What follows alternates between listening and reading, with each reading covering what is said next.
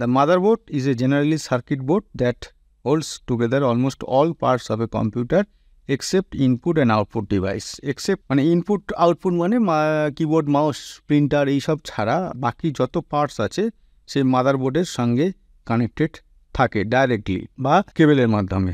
All crucial hardware like CPU, memory, hard drive and ports for input and output devices are located on the motherboard. এইসবগুলো মাদারবোর্ডে CPU, memory, hard drive আর বিভিন্ন ধরনের port. এই port মানে এইগুলো আগে যেগুলো দেখালাম এগুলো সব পোর্ট, বিভিন্ন port, printer port, USB port, serial port, এই পোর্টগুলো সব মাদারবোর্ডের সঙ্গে যুক্ত থাকে। It allocates power to all hardware located on it and enables them to communicate with each other. এই মাদারবোর্ড কী করে, এই সমস্ত পোর্ট বলো বা সমস্ত ডিভাইস যেগুলো মাদারবোর্ডে ইনস্টল আছে বা লাগানো আছে তাকে পাওয়ার সাপ্লাই করে। নাহলে কি হবে, সেই হার্ডওয়্যারটা তো কাজ করবে না, তাকে তো আগে পাওয়ার দিতে হবে, তারপর তো সে তার মধ্যে দিয়ে সিগন্যাল কিরম পাস হবে না হবে সেটা পরের ব্যাপার।